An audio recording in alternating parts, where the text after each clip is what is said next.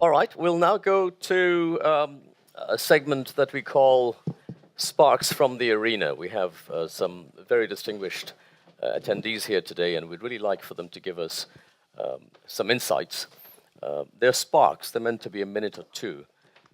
And we'll follow that up with some insight blasts. And these are 8-minute, 10-minute talks about various perspectives. So I'm hoping the pace will really pick up and we'll get a lot more participation from you in this. So we'll start with thank you so much for this. You're coming for a spark later as well, right? Okay. So for the first spark, which will be over here, allow me to introduce probably my oldest friend here in the audience, Kathryn Tomlinson. Kathryn and I went to school together. She's the head of BBC Media Action Asia. Please go ahead. Good morning.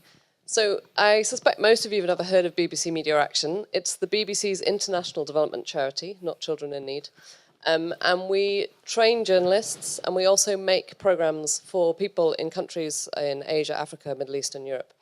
Like the rest of the BBC, that doesn't fund us, so your license fee doesn't fund us, our mission is to educate, entertain, and inform. And where I think I come in here is that education often must be entertaining for people to engage with it. So Lutfi asked me to speak about, to stand on the spot, and to speak about a program that we've been doing in Myanmar, which I'm sure most of you know is riven with ethnic conflict, and the conflict in the Rakhine State is only the most internationally well known, and in fact, I think that's problematic that that's the focus, but that's a different story. So we've been producing a radio program called The Teacup Diaries. When we did the research to work out how to do this program, we realized that people lived alongside people in other groups, but they very, very rarely talked to each other. They knew next to nothing about the people from different groups. And we also discovered that religion was seen as more divisive than ethnicity. So people felt that they could cross ethnic boundaries, but religion just seemed to be completely alien to them. So we've been producing a drama that is set in a tea shop. And we picked a tea shop because tea shops are places where people go to talk, to debate, to discuss, to meet each other, to just drink tea.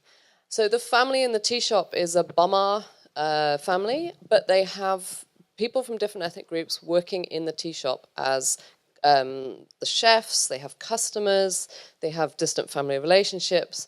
So there's a number of different storylines. It's very dramatic, it's very exciting, it's very high production quality. It represents to people in Myanmar life in Myanmar, and if any of you know anything about the media of Myanmar, there is very little representation of reality for most people. So that in itself is brilliant for the Myanmar audience, and that's one of the learnings from our evaluative research, that people engaged with this educational program because it's entertaining and because it reflects their lives. The second thing we discovered from our evaluative work is that people really did start to understand the other from listening to an entertaining program. So it's very deliberately not didactic, not educational in any overt way. A bit like The Archers was designed to teach people about pig farming, but they didn't realize that. They were listening to a romance and a man who was trying to build his business.